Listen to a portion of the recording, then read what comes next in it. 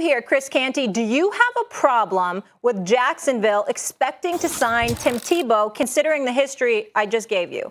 Molly, I don't know if it's a problem as much as I don't understand what Urban Meyer is hoping to accomplish with this move. I don't get the value add with putting Tim Tebow on this roster, having him take up a spot when you're trying to figure out if you have enough guys that can be able to suit up and actually be competent football players in the fall with the Jags. Like, this is what I don't understand about it. Tim Tebow hadn't played in an NFL game since 2012. The last time he was on an NFL roster was 2015. So I'm supposed to expect a guy that spent that much time away from the game to be able to come back at 34 years of age and find a way to be able to contribute to this team?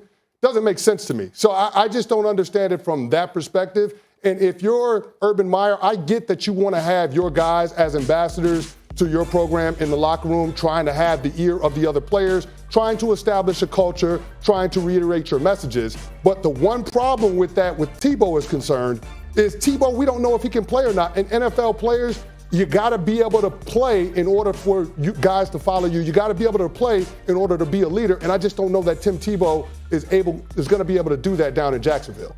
Let me say something. First of all, the last time I remember Tebow on a field, he was throwing a pass to beat the Pittsburgh Steelers in the playoffs. People kind of forget about that. Look, let me tell you how I see Tim Tebow's situation, guys. I think you're right on the money, Chris. He's getting this opportunity because this is an Urban Meyer joint, right? He wants his guy there. Look, Urban Meyer wants a security blanket too in the pros, just like any, and this is his guy. He had success with him. He can deliver the message in the locker room. He's polarizing. That's because some people don't like that. They feel he brings the circus, but other people are drawn to him because he's charismatic. And this is what I really want to say about it. Tim Tebow has an opportunity now. He should not apologize for taking that opportunity, and he should take the opportunity.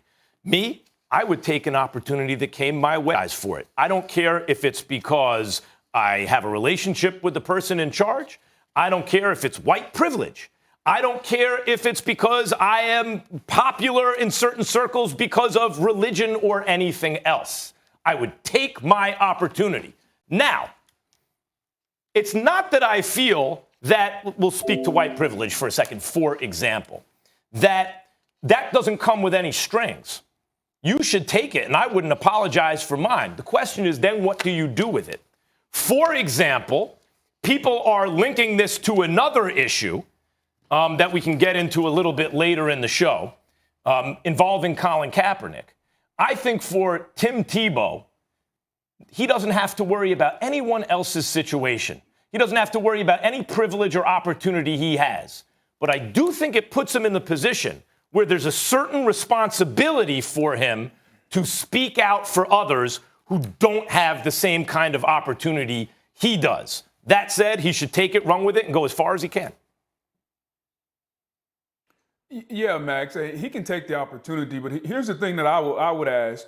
He's telling us that he is very close to Urban Meyer. Urban Meyer's like a father figure to him. If that's the case, then you want to make sure that Urban does his best. You're bringing undue attention onto Urban Meyer. Like, we all realize Tebow's not going to make the team. Tebow is not going to be a tight end in the National Football League for the reason that Chris Canty stated. You haven't played football for a long time. All of a sudden, you're going to come out here with these guys that have been training and doing this job for the last several years while you've been chasing baseball and trying to hit curveballs, and you're automatically going to make the team. So he's not going to make it. So I would ask Tim Tebow in a private moment, why are you doing this? Are you doing this just to fulfill a dream? You had that opportunity 9 years ago. Are you doing this just because you want to create some buzz? If you really care about Urban Meyer, and he's like a father figure to you, then you don't want to bring unnecessary attention. Urban has already made some questionable decisions. The strength coach, Chris Doyle, okay, that was a bad hire. You could argue drafting Travis Etienne in the first round when you have Robinson. That's a questionable decision. And now another questionable decision that has people inside the organization. There are people in Jacksonville's organizations that do not like this, and they've told Urban about this. So you're creating problems for yourself when already you're going to have a very tough learning curve. See, this isn't college. You're not a dictator.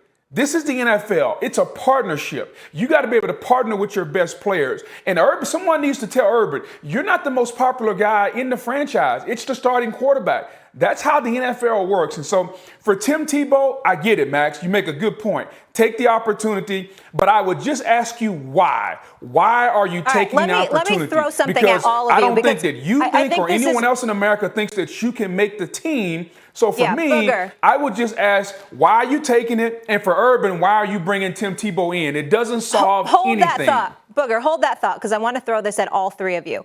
We all know Tim Tebow. If you've been around him, he's a special, high-character guy. We understand the relationship with Urban Meyer. We understand that Tim Tebow still has the desire to be a professional athlete. He can't shake that. Have you ever thought maybe what's happening is Urban Meyer just wants him around the team, maybe as a coach, but he knows this is how I draw him in with the roster spot, get him around the team, and rather than being a distraction, he'll actually aid his team and bring them up at a higher level, and this is just a way to get him in the door. And the ultimate desire is really for him to be a part of the staff and around his guys. Guys, quickly, if I could just jump in, I think that's an interesting thought. I think that there may be truth to that. And I'll say something else, guys, and Booger and Chris, you can correct me if I'm wrong. There are distractions, but sometimes there could be a good distraction for a team, it seems to me. In other words, while the media is preoccupied, he's from there, it's his hometown, it's his college coach, all this stuff, he ain't going to get any playing time, right? And now the media is dealing with all this Tebow stuff. That actually takes some stuff away from Trevor Lawrence and the rest of the team. Couldn't it be a good distraction in that sense?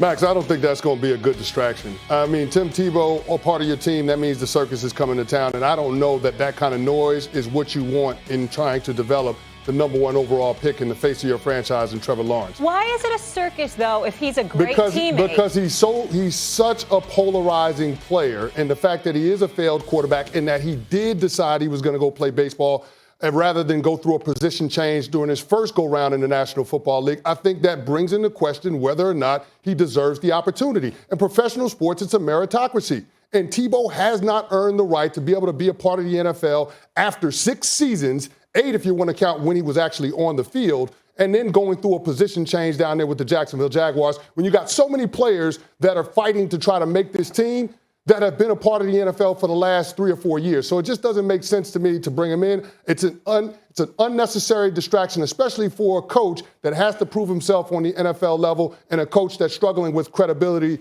in the locker room because of some of the things that Boog already pointed out. Booger, I'll give you the last word. Molly, here's what I would say to your point. If you want to bring him in as a coach, then just go ahead and bring him in as a coach. I think that would go over better in the organization. Hey, guys, here's Tim Tebow. We all know about him. He's going to come in. He's going to learn the ropes. He's going to put in the hours and work hard. If I see that as a former player and he's in there helping me somehow, I can dig with that. The biggest issue with Tim Tebow and why he's so polarizing, Molly, is he can't play. He couldn't play quarterback. He had one snap at tight end, the ball hit him in the head. He can't play. And so if a guy can't play, that's the reason the circus is in town, because everyone wants to know, why is he here?